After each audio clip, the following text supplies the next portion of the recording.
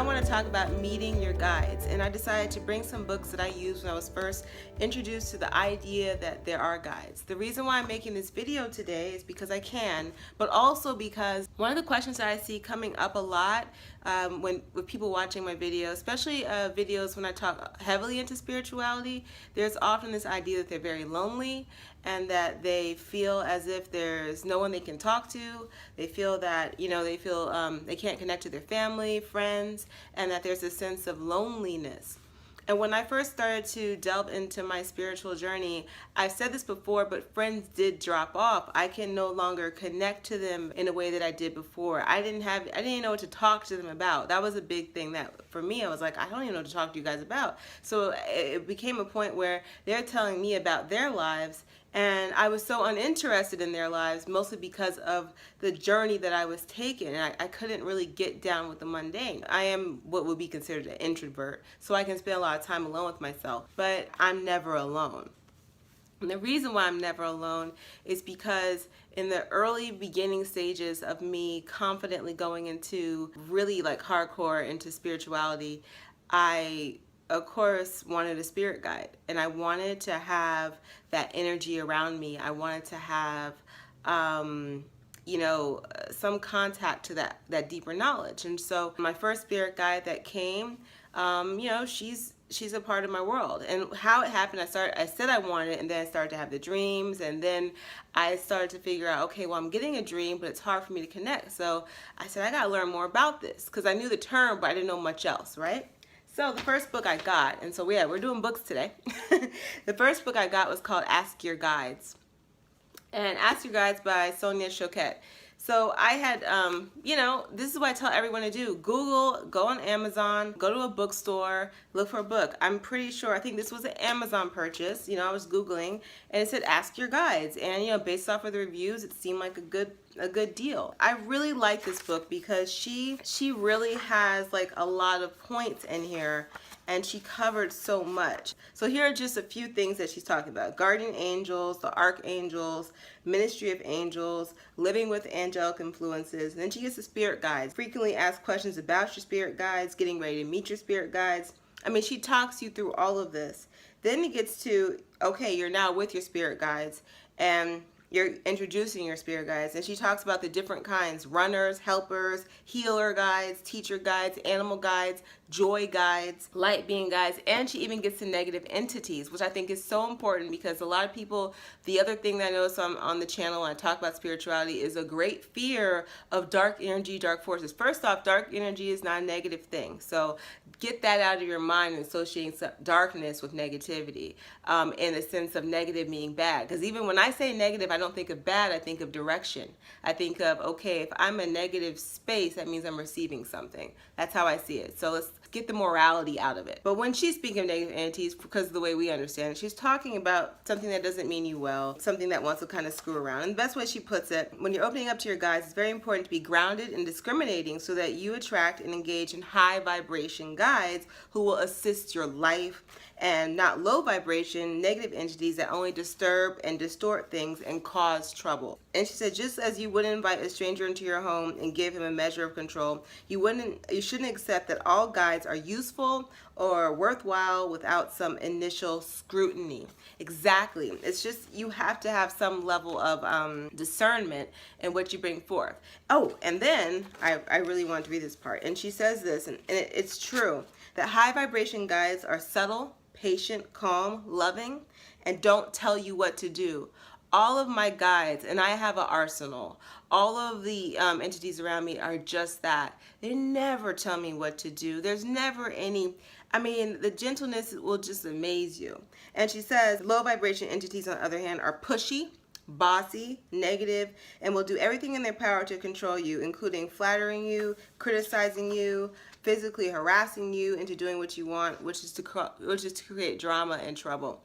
So you see the difference with a spirit guide, and that entities that you're working with, they're gentle, and if you ask for help, whatever it is, it's always gentle, it's always loving.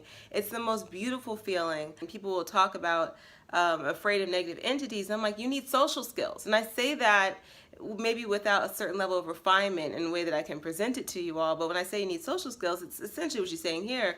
You need to know what you're going to invite into your world, and you also need to be able to say who needs to go. And then this book here, so this one's called Spirit Guides. I don't know if you could even see it. Spirit Guides, Angels, and Guardians. And this is by Richard Webster. I'm pretty sure this was an Amazon purchase as well. This is what's dope about this book. Now let's see if you can see. I'm going to bring it. Okay. You see that? Creating your guardian angel. Keyword here, creating. You can create your guardian angel. So I'm going to say this because I found this interesting. When people are ready to work with me and we do those works, which are like oftentimes the spiritual coaching sessions, it becomes a natural thing. I don't necessarily push it, but all of a sudden they start working with their ancestors, even if they were doing it before, but then it becomes deep. They're starting to understand the dialogue. They start working with spirit guides. And I hear it when they're talking to me, and I hear it when we're saying it. It's not something I did delve deep into. I realize it's a natural process. For some reason, I wasn't inspired to say it until this morning. I was doing my meditation, and in the meditation, I just felt compelled to call everyone, and I just said, everyone, come here, just come. And I had my whole crew with me, and I could see everyone's faces and everyone's presence, and I was like, what am I going to do a video about today? And so I said, okay, well, I'll do a video about this, and it's about my spirit guides. Some of my spirit guides are created. Some of them came to me depending on where I was growing. So when I was getting into Reiki, I had a guide come to me right away, and the love that he gave to me was just kind of like, wow, I understood and just started teaching right away. When I first started the spiritual journey, when I said I was first calling for a guide, a female guide came to me, and it's been with me ever since. And when I tell you, she can get frustrated with me and all those different things, but the love is always unconditional. It's true. And it's funny, now I'm saying I see all these like little orbs floating around. When I got deeper into growing the business of Reiki, I had another guide come. So it was like all these different guides depending on where I was going in life. There was someone here to assist me. I will say this, for me, archangels and angels are not necessarily, I don't really call on them as much, and probably the reason why is because I like hanging out with them, meaning I can go into that realm and we hang out and we chill.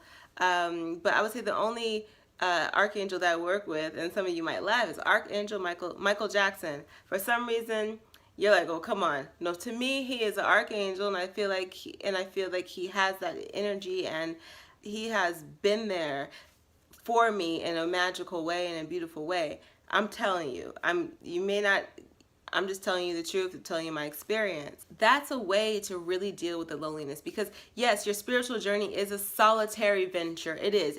No one else can save you except yourself. That is true. But when you have this communication, when you're able to tap into, and you have to have an open mind for this. That means you're probably open to understanding that there's a such thing as past lives. There's dimensions to this, and that there are entities that can come through dimensions. And it's so funny. I'm sitting here trying to do this video and just bringing all this energy up. All I see are orbs swirling all around me, left, right, all around. Because they're here helping me do this video. So you have to be open to that. But when you get into spirituality and open your mind, you do become open to that. You become open to all these possibilities that you never really had considered for whatever reason. And I always say this, don't separate them from you. I in many ways see them as aspects of me, not necessarily outside of me. Maybe someone I've come across in a past life now helping me in this life. One of mine definitely is that a former teacher of mine. Information that I had known before but kind of forgotten, and now they're guiding me back through that information. They come in different ways and forms, and this book, both of these books help you understand that. And I can tell you, I haven't picked up these books in probably a decade. When I decided to do this video, I said, let me get these books out so people can have something that they can refer to. And so I decided to flip through them and see what I want to share, particularly out of each book. And I was like, oh wow, I have done all of this stuff. So when I read the books the first time, it was like I read them all the way through, and I remember where I was. I remember sitting in my bed reading these books every night and applying some things as I went. But then, like I said, after I read it, I left it and sat it down, never picked it up. And as I'm looking through it, I'm like, yes, this is how everything that's in here, I've evolved, you know, and have done these things. I've created things. And so I just want you guys to know that that's all very, very possible. And now if you guys have any questions from here, please let me know. Put it in the comments. I hope this releases a lot of fears about things. And, you know, and especially if you have a fear of negative entities or demons or whatever, all that stuff. I feel like this book was great, and that's why I mentioned that there is something in here that teaches you how to deal with that. For me, I say social skills, but you know, she breaks it down in a way that's maybe a little kinder. You know, that's what you're looking for. I'm not as kind. I'm more about just like a straight shooter, and maybe I get a little frustrated if I hear the same question over and over again, but I'm not that way in my sessions. I have a lot more compassion, but in the videos, it's like, come on, you know, this is free information. So I hopefully you guys can connect to this, and it can help you have more confidence as you're exploring your journey. You do not have to just get with, you know, especially people of color who, you know, when spirituality is introduced to you outside Christianity, it's like right into Santeria, Candomblé, right into Yoruba, Voodoo. You do not just have to get with Orishas and, you know, Loas. There's a whole world out there. And part of that world that's out there is what you create. If I could help you understand the colors, of my spirit guides, I have one that's a lavender color, I have one that's orange, I have one that is a nice deep blue, purpley, translucent situation. Open up your mind, because they come to you in so many dynamic ways. I mean, right now I'm seeing, as I said, I'm seeing that there's a turtle, there's creatures. There's creatures. It's not just in this humanoid form that we have come to know. All right. Hallelujah, hallelujah, magic. Create, create, create. And release your fear. And if you have all this energy around you, I'm telling you, you won't be lonely. There's too many things to talk about. There's too many things to learn about. All right.